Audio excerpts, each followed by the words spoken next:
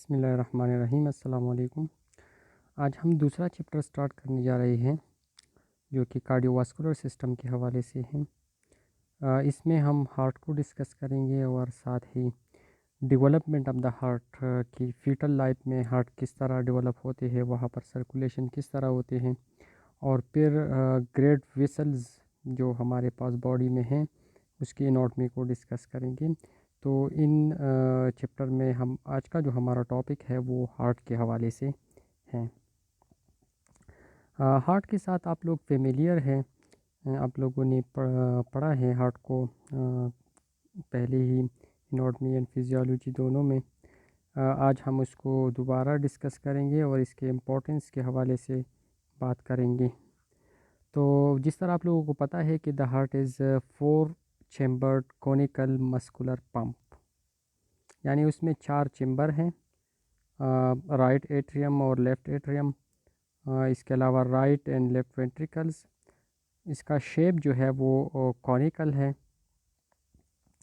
और muscular pump है, मतलब ये है कि ये मसल से बना है और पंपिंग की तरह, पंप की तरह ये एक्शन परफॉर्म करते हैं, यानी ब्लड को ये रिसीव भी करता है। जिस तरह पंप मशीन होता है उसी तरह ये ब्लड रिसीव करता है और फिर आगे उसे पुश भी करता है।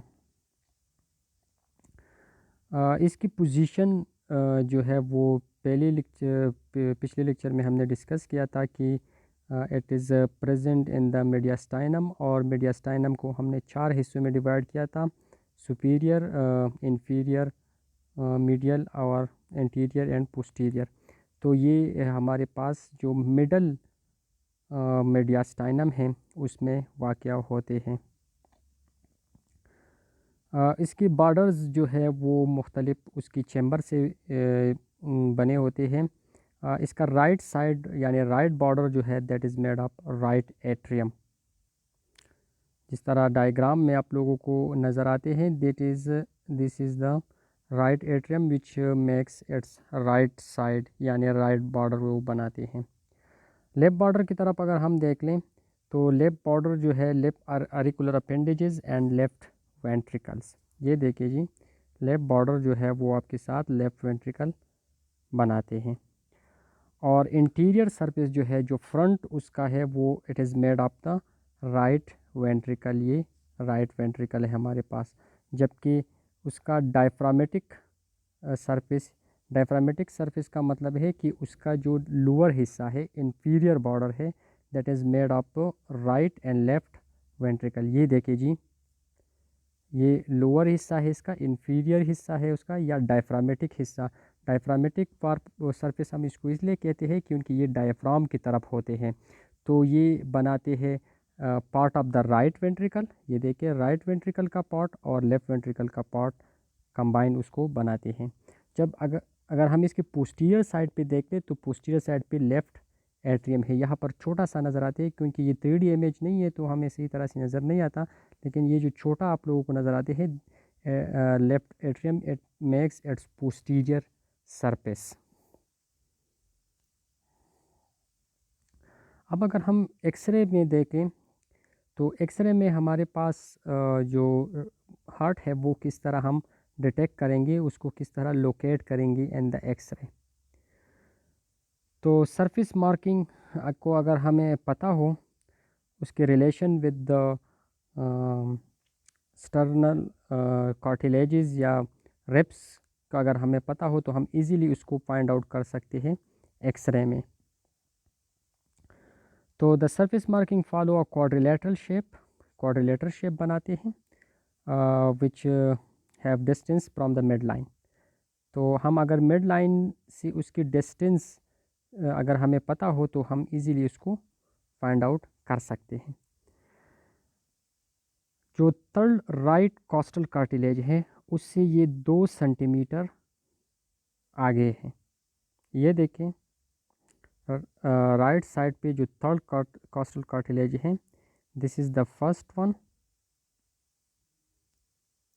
ये वाला जो छोटा, ये this is the first one, this one is the second and this one is the third.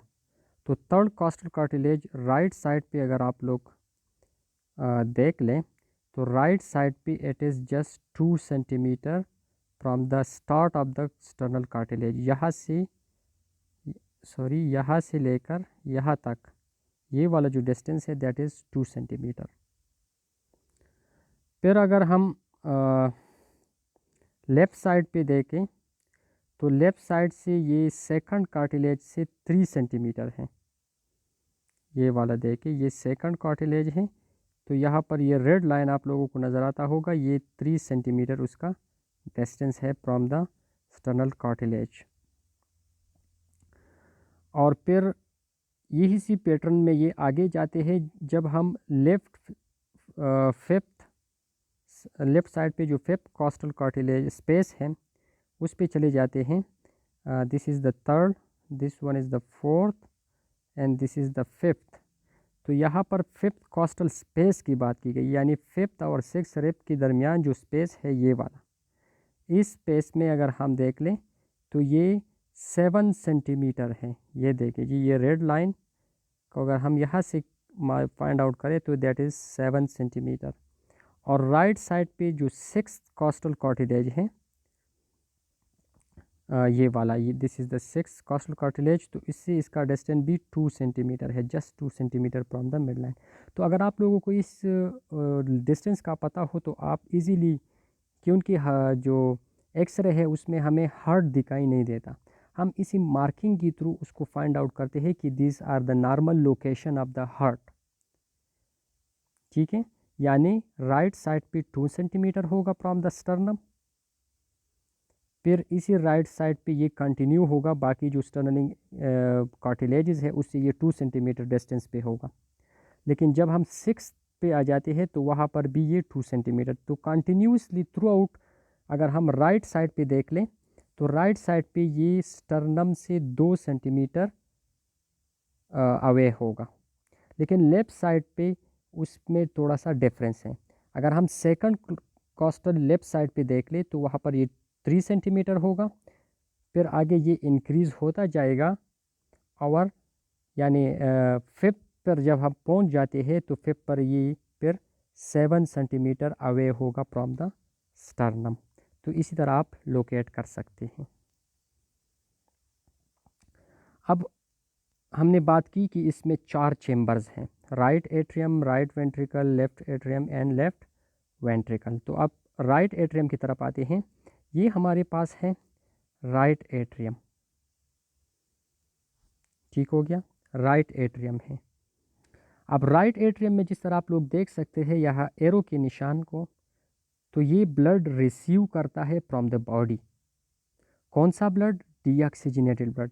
जो प्रोसेस बॉडी में हो गई है उस प्रोसेस के नतीजे में जो डीऑक्सीजनेटेड ब्लड बने हैं, यानी ब्लड तो पहले से था लेकिन उसमें ऑक्सीजन यूज़ होकर कार्बन डाइऑक्साइड उसमें ऐड हो गया, तो उसको हम डीऑक्सीजनेटेड ब्लड कहते हैं। अब ये डीऑक्सीजनेटेड ब्लड पूरी बॉडी से कलेक्ट होके राइट एट्रियम में आते हैं। अब हार्ट चूँकि हमारे पास थोरेसिक रीजन में है, तो कुछ बॉडी का हिस्सा उससे ऊपर की तरफ है, कुछ नीचे की तरफ से है। तो ऊपर से ये जो डीऑक्सीजनेटेड ब्लड है it comes through the superior vena cava, जबकि लोअर बॉडी से ये आते हैं through the inferior vena cava. दोनों ग्रेट वेन हैं और ये ओपन होते हैं इनटू द राइट एट्रियम। अब जैसे ही राइट एट्रियम में ब्लड आ जाते हैं तो वो इसी में स्टोर हो जाते हैं। अब सुपीरियर वेना केवा जो है वो राइट एट्रियम में एंटर होते हैं, it's upper and posterior part. ये देखिए जी, ये उसका ऊपर वाला हिस्सा है और पोस्टीरियर है ये हिस्सा। The inferior vena cava and the coronary sinus in its lower part, जबकि उसके लोअर हिस्से में फिर इन्फीरियर वेना केवा एंटर होती है। फॉर एग्जांपल अगर हम ये ड्रा कर लें कि this is the right atrium, तो पोस्टीरियर एंड सुपीरियरली हमारे पास सुपीरियर वेना केवा आएगा, जबकि लोअर पार्ट पे यानी इन्फीरियर में ये फिर इन्फीरियर वेना केवा को रिसीव करता है। और साथ ही कोरोनरी साइनस जो कि हार्ट की मसल से ब्लड को ड्रेन करते हैं into the heart, that is called coronary sinus, तो उसके थ्रू आते हैं। अब जब ब्लड आपके पास इसमें जमा हो जाते हैं, यहाँ पर आ जाते हैं डीऑक्सीजनेटेड ब्लड, तो ये ब्लड फिर आगे जाते हैं and to the right ventricle through a valve which is called tricuspid valves. ये यहाँ पर जो वाइट आप लोगों को नज़र आती है, this is the tricuspid valve. इसी वेल्व के थ्रू ब्लड राइट एट्रियम से आती है टूवर्ड द राइट वेंट्रिकल।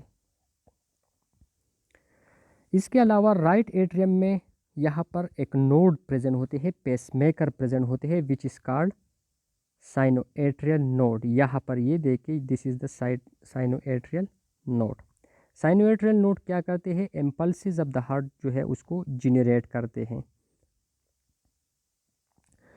इसके अलावा यहाँ पर एक दूसरा भी नोड प्रेजेंट होते हैं which we called atrioventricular node, जो कि बेस ऑफ द ट्राइकस्पिड वाल यहाँ पर इस रीजन में प्रेजेंट होते हैं। इसको कहते हैं एट्रियोवेंट्रिकुलर वाल्व, जो कि ऐसे नोड से या साइनोएट्रियल नोड से इम्पल्स को रिसीव करके आगे ट्रांसमिट करते हैं।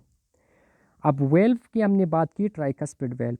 तो ट्राइकस्पिड का मतलब है कि उसमें 3 कस्प्स होंगे, 3 फ्लैप्स होंगे। इसमें एक होगा इंटीरियर, दूसरा होगा मीडियल और तीसरा होगा इन्फीरियर। फॉर एग्जांपल ये हमारे पास है ट्राइकस्पिड वेल्व, तो इसकी 3 कस्प होंगे, 1 2 और ये एक मीडियल उसमें होगा, इंटीरियर, मीडियल और इन्फीरियर। अब दूसरी चेंबर की तरफ आते हैं, the right ventricle. This is the right ventricle.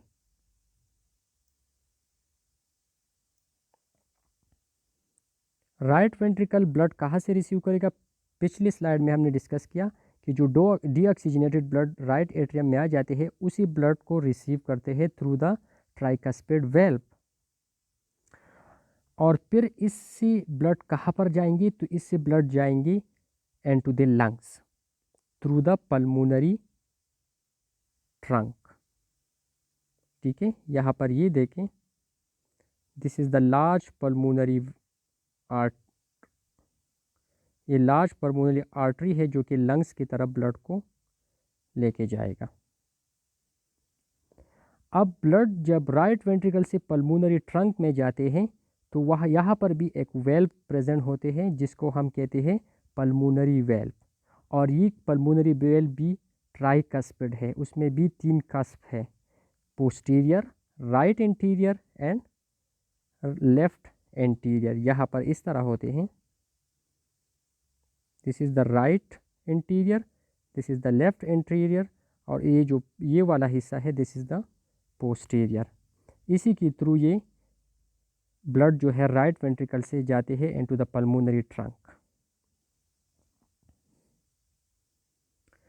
अब यहाँ राइट वेंट्रिकल में कुछ इंटरनल मसल फाइबर ऐसे हैं जो कि मॉडिफाइड हैं,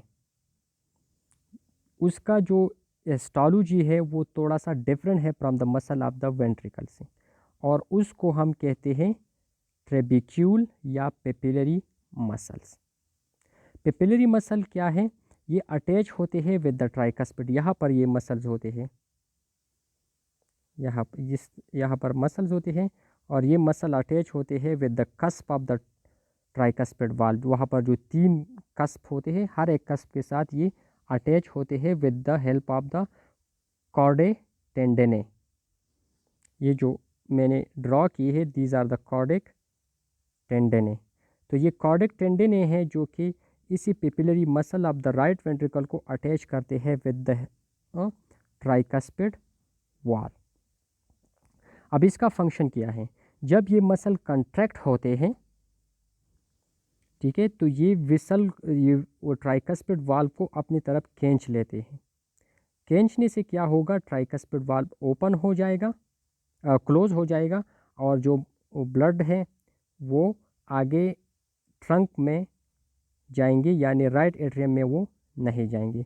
और सिमिलरली लेफ्ट वेंट्रिकल में भी ये मसल्स मौजूद होते हैं जो कि वहाँ पर माइट्रल वाल्व या बाइकस्पिड वाल्व के साथ अटैच होते हैं, जो कि आगे हम अभी डिस्कस करेंगे।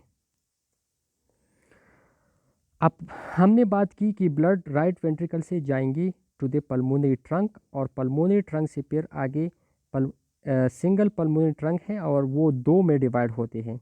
राइट और लेफ़्ट पल्मोनरी आर्टरी, जो कि करस्पॉन्डिंग यानी राइट आर्टरी जो है वो राइट लंग में जाएंगी और लेफ़्ट आर्टरी जो है वो लेफ़्ट लंग में जाएंगे फॉर द गैसियस एक्सचेंज।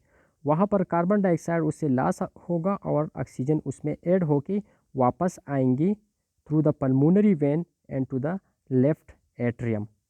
ठीक है, तो लेफ़्ट एट्रियम में ये ब्लड ऑक्सीजनेटेड आएंगे फ्रॉम द लंग्स। अब अगर हम लेफ़्ट एट्रियम को देख लें, so this is the left atrium territory which receive oxygenated blood from the lungs. ठीक है, ये लंग्स से ये ब्लड जो है रिसीव करते हैं through the 4 pulmonary vein, 2 from the each. 2 pulmonary vein right lung से आएंगी, 2 पल्मोनरी वेन लेफ्ट लंग से आएंगे और एंटर होंगी इनटू द लेफ्ट एट्रियम और वो ऑक्सीजनेटेड ब्लड इसके अंदर जो है आ जाते हैं। अगर हम इसकी हिस्टोलॉजी की तरफ देख लें तो लेफ़्ट एट्रियम जो है वो छोटा है बनिस्बत राइट, लेकिन उसकी मसल जो है दे आर थिकर। ठीक है, अब जो वेन एंटर होते हैं दैट ओपन सुपीरियर पोस्टीरियरली, यानी अपर साइड पे ये एंटर होते हैं लेकिन पीछे की तरफ से। अब जब ब्लड इसमें आ जाती है इनटू द लेफ़्ट एट्रियम तो यहाँ से फिर ये आगे जाएंगी इनटू द लेफ़्ट वेंट्रिकल। ठीक है, तो यहाँ पर भी एक वेल्व मौजूद होते हैं जिसको हम बाइकस्पिड वेल्व या माइट्रल वेल्व कहते हैं। बाइकस्पिड इसलिए कहते हैं क्योंकि इसमें ओनली 2 कस्प जो है होते हैं और ये बाइकस्पिड वेल्व है जो कि papillary muscle of the left ventricle के साथ थ्रू कॉर्डे टेंडने अटैच है, जिस तरह राइट वेंट्रिकल में था।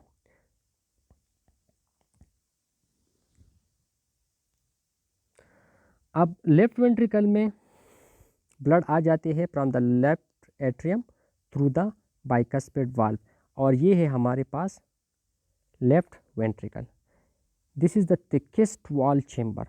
पूरी जो 4 चेम्बर हमने डिस्कस की इसमें सबसे ज़्यादा थिक मसल जो है वो लेफ़्ट वेंट्रिकल के, क्योंकि जितना मसल थिक होगा इतना इसमें इलास्टिसिटी ज़्यादा होगी, कंप्रेसिबिलिटी उसमें ज़्यादा होगी। तो अगर इलास्टिसिटी और कंप्रेसिबिलिटी ज़्यादा है तो ये मोर स्ट्रांगली पुश करेंगे ब्लड, क्योंकि यहाँ से ब्लड पूरी बॉडी में जाते हैं, इसलिए यहाँ पर ज़्यादा इलास्टिसिटी की ज़रूरत है। अब यहाँ जब ब्लड आ जाती है इनटू द लेफ़्ट वेंट्रिकल तो फिर यहाँ से पूरी बॉडी में जाएंगे थ्रू द एओर्टा, जो कि एक बड़ा वेसल है। ये रेड जो आप लोगों को नज़र आते हैं दिस इज़ द एओर्टा। तो एओर्टा में ब्लड जो है जाते हैं थ्रू अ वेल्व, एक वेल्व से पास आउट होते हैं जिसको हम कहते हैं एओर्टिक वेल्व, और ये एओर्टिक वेल्व भी ट्राइकस्पिड वेल्व है और बड़ा भी है अबाउट 2 फिंगर्स। अब यहाँ तक हमने 4 वेल्व्स को डिस्कस किए। एक हमने ट्राइकस्पिड वेल्व डिस्कस किया जो कि राइट एट्रियम और राइट वेंट्रिकल के दरमियान था, ये भी ट्राइकस्पिड है, 3 कस्प है इसमें। फिर हमने दूसरा डिस्कस किया पल्मोनरी वेल्व जो कि राइट वेंट्रिकल और पल्मोनरी ट्रंक के दरमियान है और ये भी ट्राइकस्पिड है। फिर हमने माइट्रल वेल्व की बात की जो कि लेफ़्ट एट्रियम और लेफ़्ट वेंट्रिकल के दरमियान है और ये बाइकस्पिड है। फिर हमने एओर्टिक वेल्व की बात की जो कि लेफ़्ट वेंट्रिकल और एओर्टा के दरमियान है और ये ट्राइकस्पिड है। तो ये 3 वेल्व जो है हमारे पास ट्राइकस्पिड है, जबकि ये वाला वेल्व जो है हमारे पास बाइकस्पिड है। सो this is the only mitral valve which is the bicuspid. तो इनमें 3 कस्प कौन कौन से हैं? Right posterior, left posterior and interior. वहाँ पर पल्मोनरी ट्रंक में हमारे पास इंटीरियर साइड पे थे, right interior, left interior and posterior, लेकिन यहाँ पर right posterior, left posterior and interior valve है। Small sinuses lies about the cusp that give rise to the 2 coronary artery the right. अब इस वेल्व के ऊपर जो है हमारे पास साइनस मौजूद हैं जो कि कोरोनरी आर्टरी को जनरेट करते हैं राइट और लेफ्ट। ये वो कोरोनरी आर्टरी वो आर्टरी है जो कि हार्ट के मसल्स को सप्लाई करते हैं ब्लड।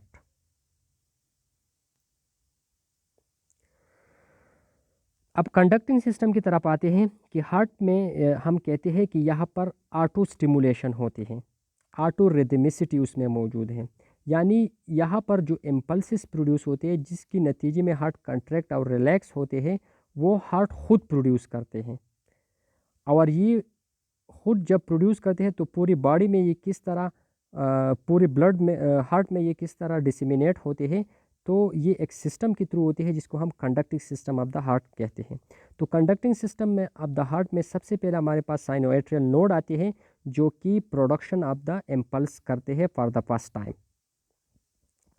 हार्ट के जितने भी मसल हैं, चाहे साइनोएट्रियल मसल हो या सिर्फ एट्रिया की मसल हो या वेंट्रिकल की मसल हो या एवी नोड हो या परकेंजी फाइबर, जितने भी कंडक्टिंग सिस्टम या इसके अलावा मस्कुलर सिस्टम की जो मसल्स हैं उन तमाम में ये प्रॉपर्टी मौजूद है कि वो इम्पल्सिस को प्रोड्यूस करें। लेकिन हम जब बात करते हैं प्रोडक्शन ऑफ द इम्पल्स तो हम ऐसे नोड कंसिडर करते हैं। ये क्यों करते हैं? इसीलिए करते हैं कि उनके ऐसे नोड सबसे ज़्यादा हाई रेट के साथ इम्पल्स को प्रोड्यूस करते हैं बनिस्बत बाकी मसल्स के। तो इसी वजह से ये उस तमाम के ऊपर डोमिनेंट होते हैं। इस फिनोमेना को हम कहते हैं ओवरड्राइव सप्रेशन। ओवरड्राइव सप्रेशन का मतलब यह है कि ऐसे नोड सबसे ज़्यादा रेट के साथ प्रोड्यूस करते हैं जो कि सप्रेस करते हैं बाकी की फंक्शन को, तो इसको हम ओवरड्राइव सप्रेशन कहते हैं। इसी बेस पे हम फिर कंसिडर करते हैं ऐसे नोड को कि this is the impulse producing node and this node is direct contact with the arterial cell and cause wave of depolarisation. जैसे ही ये इम्पल्स प्रोड्यूस करते हैं तो ये नोड जो है ये राइट एट्रिया में मौजूद होते हैं।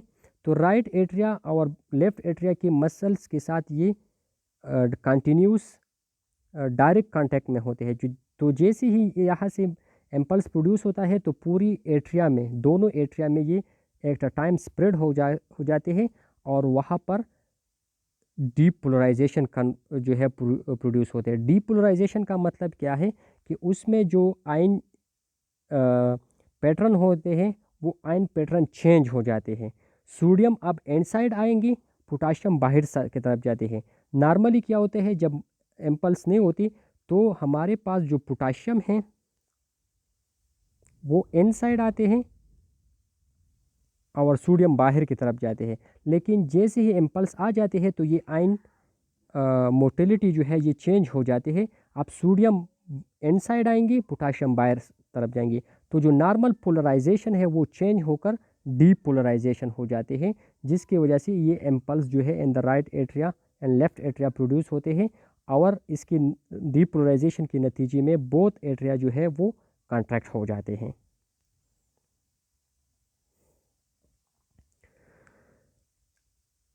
अब जब एट्रिया कॉन्ट्रैक्ट हो जाते हैं तो ये इम्पल्स फिर पहुंचते हैं from the atria toward the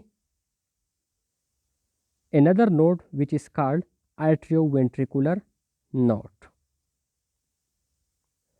अब एट्रिया वेंट्रिकुलर नोड जो है ये इम्पल्स रिसीव करते हैं from the atria with no direct neural route between the two nodes. यानी ऐसे नोड और एवी नोड के दरमियान ऐसा कोई पाथ नहीं है, रास्ता नहीं है जिसके थ्रू ये डायरेक्टली इम्पल्स जो है ऐसे नोड से रिसीव करेंगी। लेकिन ये बात जो है ये अभी तक पूरा जो है कंफर्मेशन इसकी नहीं है। बाज़ बुक्स ये लिखते हैं कि इसमें डायरेक्ट कांटेक्ट है। यहाँ पर 3 फाइबर होते हैं, इंटीरियर, मीडियल एंड पोस्टीरियर, कि ये फाइबर जो है यहाँ पर ऐसे नोड से और यहाँ पर एवी नोड, वो 3 फाइबर के थ्रू ये रिसीव करते हैं। लेकिन कुछ अक्सर बुक्स ये लिखते हैं कि ये कांटेक्ट नहीं है, ये जो इम्पल्स प्रोड्यूस करते हैं वो मसल से प्रोड्यूस करते हैं ऑफ द एट्रिया। ये बात अभी तक कंट्रोवर्शियल है। अब जब एवी नोड जो है वो आपके साथ रिसीव करते हैं इम्पल्स फ्रॉम द एट्रिया तो वो फिर आगे ट्रांसमिट करते हैं इनटू द वेंट्रिकल। अब वेंट्रिकल में ये किसके थ्रू जाएंगे? Through a bundle of nerve fibre which is called bundle of hedge. यहाँ पर मैंने डायग्राम में, ये इस डायग्राम में आप लोगों को नज़र आते हैं कि ये जो एवी नोड है, यहाँ से एक थिक बंडल ऑफ फाइबर निकलती है, this one which we call bundle of His. ये bundle of His AV node से जो इम्पल्स है वो आगे ट्रांसमिट करते हैं। तो बंडल ऑफ हेज जो है, it is basically the nerve fibre bundle, ठीक है। It continues with the interventricular septum. जो दो वेंट्रिकल के दरमियान सेप्टम है, उस सेप्टम में ये इनसाइड चले जाते हैं। एंड एट द बेस, जो एविनो बंडल ऑफ हेज की बेस है, उस बेस पे ये डिवाइड होते हैं दो ब्रांचेस में, which we called right bundle branch and left bundle branch. अब ये दोनों ब्रांचेस जो है अपनी साइड पे कंटिन्यू होते हैं in the wall of their respective ventricle. Right bundle branch जो है वो राइट वेंट्रिकल की वॉल में चले जाएंगी, और लेफ्ट बंडल ब्रांच जो है वो लेफ्ट वेंट्रिकल की ब्रांच में चले जाते हैं। जिस तरह आप लोग इस डायग्राम में देख सकते हैं, लेफ्ट बंडल ब्रांच इसमें आ जाते हैं और राइट बंडल ब्रांच उसी में जाते हैं। And terminate in the Purkinje fibre which penetrate the muscular wall and initiate ventricular contraction. अब आगे जाकर जब ये मस्कुलर वॉल के अंदर चले जाते हैं तो ये छोटे छोटे फाइबर में डिवाइड होते हैं in their respective ventricular which we called Purkinje fibre. और ये परखेंजी फाइबर जो है फाइनली प्रोवाइड करते हैं impulse into the respective ventricle which called depolarisation of the ventricles. अब ये तो हो गया हार्ट और की चेम्बर्स और उसकी कंडक्टिंग सिस्टम। अब हम एक्सटर्नल की तरफ आते हैं कि हार्ट को बाहर की तरफ हार्ट से क्या है। तो हार्ट जो है ये एक कोनिकल सेक में एनक्लोज्ड है, यानी एक शॉपर में ये बंद किया गया है, जिसको हम पेरिकार्डियम कहते हैं।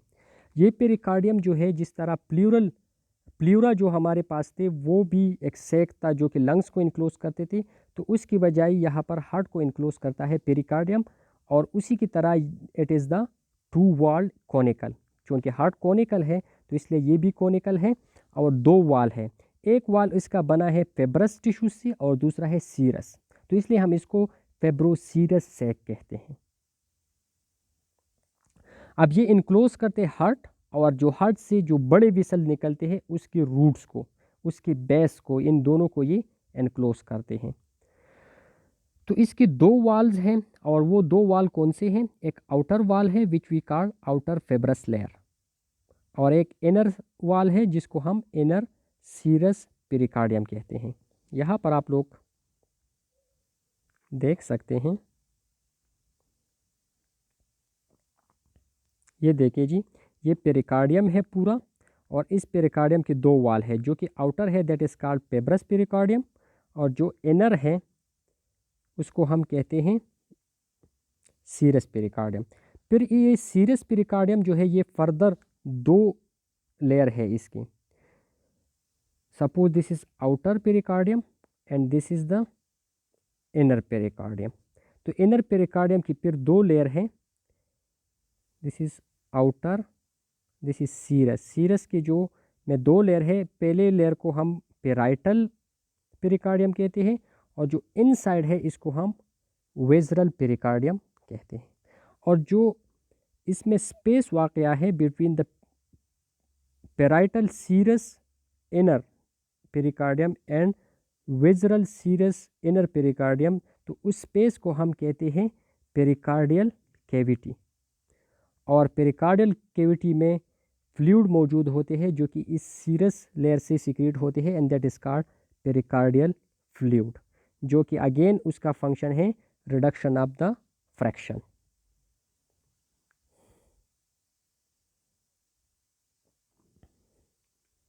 अब आउटर लेयर की तरफ आते हैं जो कि पेब्रस लेयर है।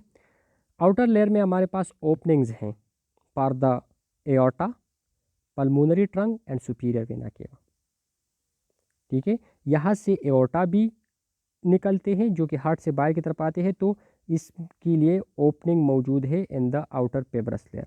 इसके अलावा पल्मोनरी ट्रंक और सुपीरियर वेना के बाद तीनों के लिए इसमें ओपनिंग मौजूद है। ये देखिए जी, ये जो ग्रीनिश नज़र आते हैं, दिस इज़ द पेरिकार्डियम, और इसमें ये ओपनिंग है पर ये एओर्टा है, एओर्टा के लिए उसकी ओपनिंग है। और ये देखिए जी, ये सुपीरियर वेना किया हुआ है, और इसी तरह पल्मोनरी ट्रंक के लिए भी उसमें ओपनिंग मौजूद होते हैं। अब आउटर फेब्रस लेयर जो है अटैच है with the adventitia of the great vessel. जो वेसल की तीन लेयर्स होते हैं, एक होते हैं हमारे पास टूनिका इंटीमा जो कि इनर लेयर है, ये वेसल का क्रॉस सेक्शन ले लें। इससे फिर आउटर होते हैं टूनिका मीडिया, और सबसे आउटर लेयर होते हैं टूनिका एडवेंटिशिया। तो फेब्रस लेयर की अटैचमेंट इस टूनिका एडवेंटिशिया के साथ है। दूसरा इसके अटैचमेंट है with the sternopericardial ligament. Posterior side पे ये अटैच होते हैं with the posterior part of the sternum with the ligament which is called sternopericardial ligament which connect the pericardium with the posterior side of the sternum. और इसके अलावा एक central tendon है of diaphragm which connect the heart with the diaphragm. तो दो ligament की एक ligament जो है कनेक्ट करते हैं हार्ट की जो सुपीरियर एरिया है विद द स्टर्नम, और जो इंफीरियर एरिया है विद द डायफ्राम। तो स्टर्नम के साथ ये लिगामेंट के साथ अटैच है, जबकि डायफ्राम के साथ ये टेंडन के साथ अटैच है। अब यहाँ पर ये क्यों डिफरेंट हैं, दोनों लिगामेंट क्यों नहीं है? वो इसलिए कि उनकी ligament is a structure which attach muscle with the bone. तो हार्ट हमारे पास मसल है और स्टर्नम हमारे पास बोन है, इसलिए ये लिगामेंट के साथ के थ्रू अटैच हैं। जबकि टेंडन वो स्ट्रक्चर होते हैं विच अटैच टू मसल्स। तो हार्ट तो हमारे पास है ही मसल, और डायफ्राम भी मसल है, तो इसलिए वो टेंडन के साथ अटैच है। अब दूसरी लेयर की तरफ आते हैं, that is the inner serous pericardium, जिसके दो पार्ट हैं, आउटर पेराइटल पेरिकार्डियम और इनर विज़रल पेरिकार्डियम।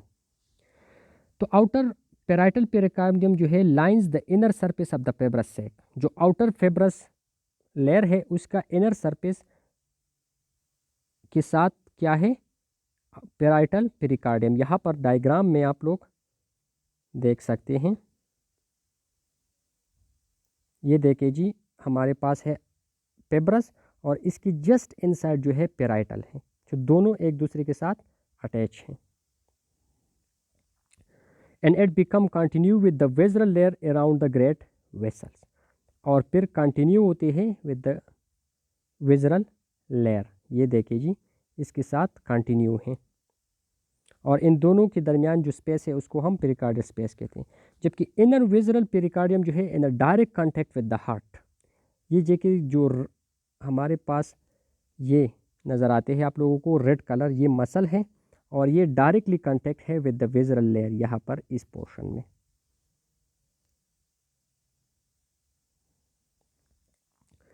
अब हम एम्ब्रियोलॉजिकल की तरफ चले जाते हैं कि जब इनसाइड द मदर एम्ब्रियो होता है, और एम्ब्रियो से हमारे पास स्ट्रक्चर बनते हैं, ऑर्गेनोजेनेसिस होते हैं। तो उसी दौरान यहाँ पर हार्ट में तीन साइनसेस डेवलप होते हैं, तीन स्पेसेस डेवलप होते हैं। एक होता है दो। एक होता है हमारे पास ट्रांसवर्स साइनस जो कि सुपीरियर होता है, और एक होता है अब्लीक साइनस जो कि नीचे होता है।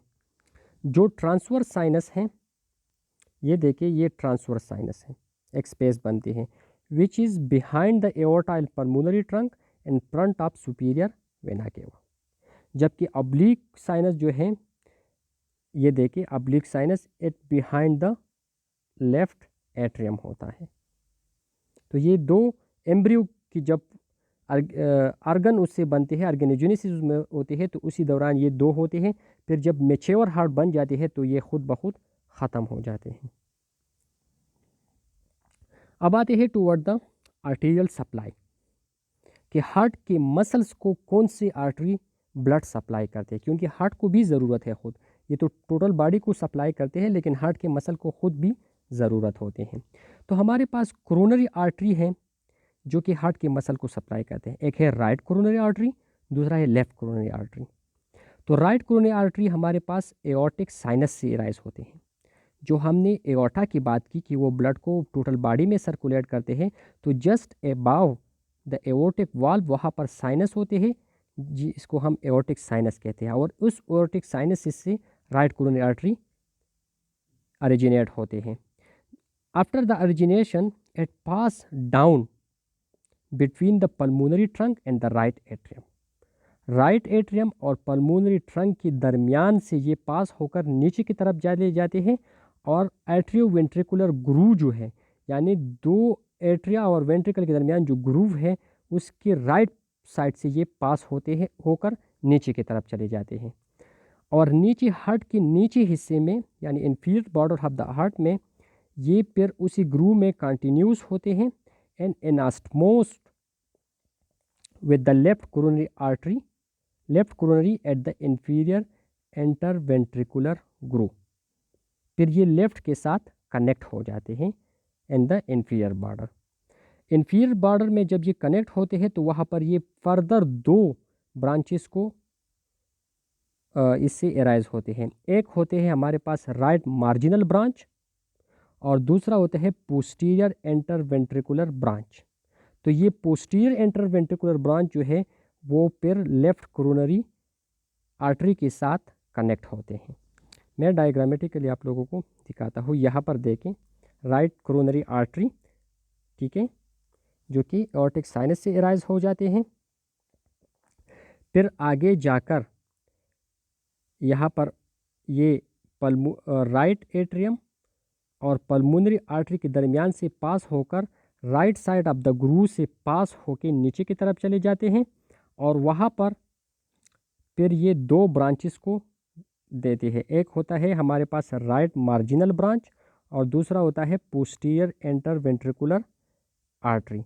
यहाँ पर देखे पोस्टीरियर इंटरवेंट्रिकुलर आर्टरी जो है वो लेफ्ट कोरोनरी आर्टरी के साथ एनास्टमोस की है।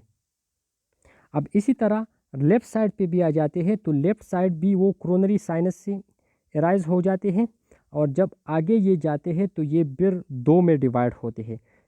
इस एक को हम कहते हैं सरकम्प्लेक्स आर्टरी और दूसरा को इंटीरियर इंटरवेंट्रिकुलर आर्टरी, जो कि आगे जाकर राइट साइड के साथ यहाँ पर देखें एनास्मोस करते हैं। ठीक है, तो यहाँ पर ये डिस्क्रिप्शन दी गई है कि the left coronary artery arise from the left aortic sinus, lies behind and then lateral to the pulmonary trunk and give up small atrial and ventricular branches। यहाँ पर देखें इसने छोटे छोटे ब्रांचेस भी यहाँ से एराइज हो चुके हैं, तो इसको भी देते हैं। And finally give two branches, one is the circumflex artery and the other one is the interior ventricular artery, या इसको हम लेफ्ट एंटीरियर डिसेंडिंग आर्टरी भी कहते हैं। तो circumflex artery run laterally around the left ventricular groove, this also give up into the left marginal branch, इसकी भी marginal branch है, जबकि एंटीरियर इंटरवेंट्रिकुलर जो है एनास्टमोस कर से है विद द राइट। अब हमने दो आर्टरी की बात की, लेफ्ट एंड राइट कोरोनरी। तो लेफ्ट कोरोनरी आर्टरी कौन कौन सी एरिया को सप्लाई करते हैं और राइट, ये इंपॉर्टेंट है, ये याद रखें। Left coronary artery supply the left atrium, the left ventricle, यानी left side of the heart को ये सप्लाई करते हैं। इसके अलावा इंटीरियर इंटरवेंट्रिकुलर सेप्टम, जो इंटीरियर साइड पे दो वेंट्रिकल, हमने बात की कि इंटीरियर बॉर्डर जो है वो दो चीज़ों से बना है। ये अगर हम इंटीरियर बॉर्डर की बात करें तो ये दो हिस्सों से बना है, एक है राइट वेंट्रिकल और एक है लेफ्ट वेंट्रिकल।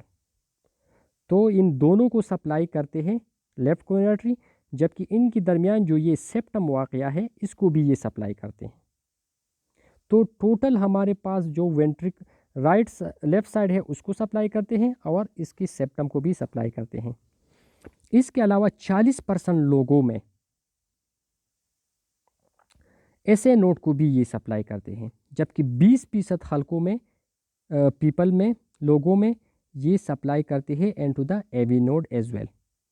अब अगर हम राइट साइड पे आ जाए तो वो right side of the heart को सप्लाई करते हैं, यानी राइट एट्रियम को, राइट वेंट्रिकल को, और लेफ्ट एट्रियम की कुछ हिस्से को ये सप्लाई करते हैं। इसके अलावा पोस्टीरियर इंटरवेंट्रिकुलर सेप्टम, जो पोस्टीरियर साइड पे सेप्टम है, उसको भी सप्लाई करते हैं। जबकि 60% पीपल में ये एसए नोड को सप्लाई करते हैं, कि उनके 40% में तो लेफ्ट कोरोनरी आर्टरी सप्लाई करते हैं, बाकी 60 में ये सप्लाई करते हैं। जबकि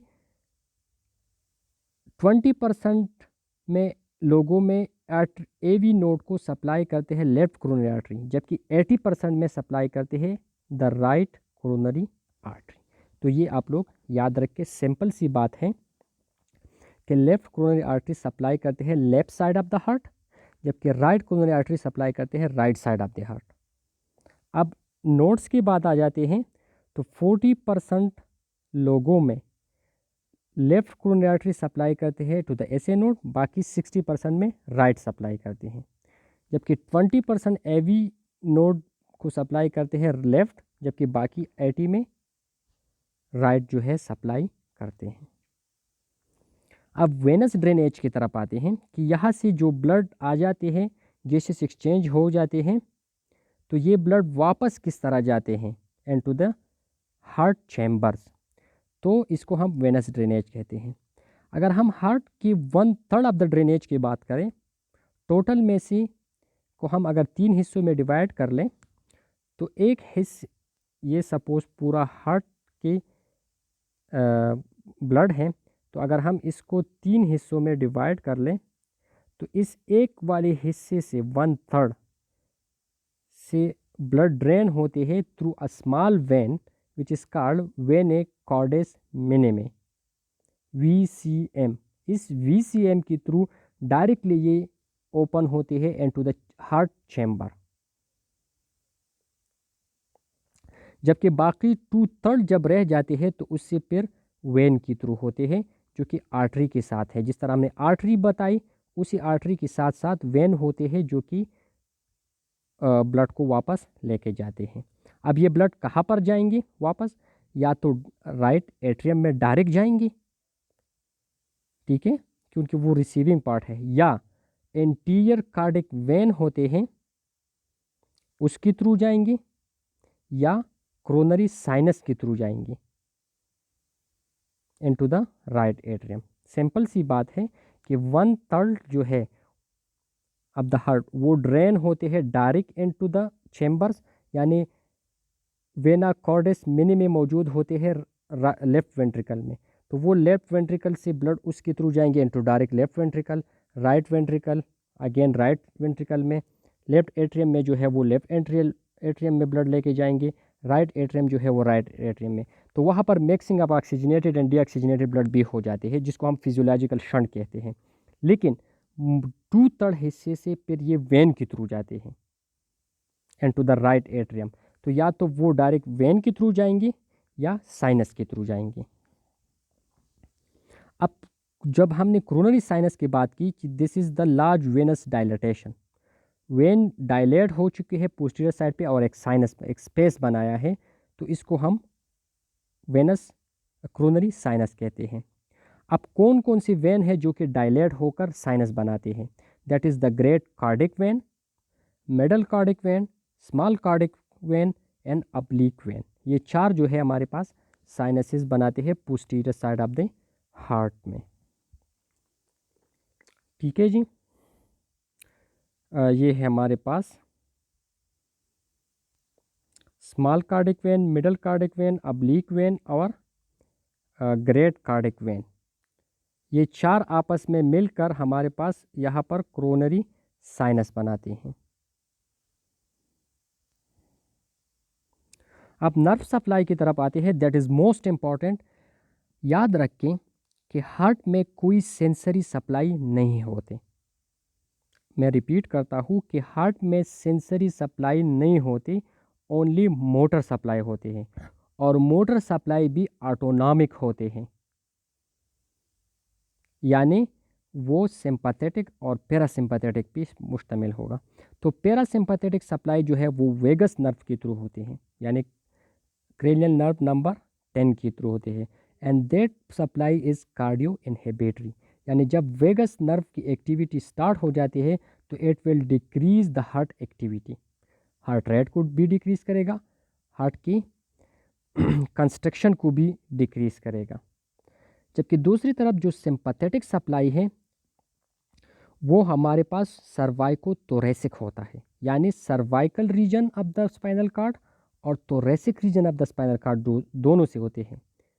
and these nerves are started from the C1 till the T5। Cervical vertebra number 1 से जो नर्व निकलते हैं इस तरह 2 से और कंटिन्यू होकर C7 और फिर T1 2 3 4 5, इसकी दरमियान जितने भी गेंगलियान हैं जो कि कार्डिक प्लेक्सिस से निकलते हैं वो हार्ट को सप्लाई करते हैं।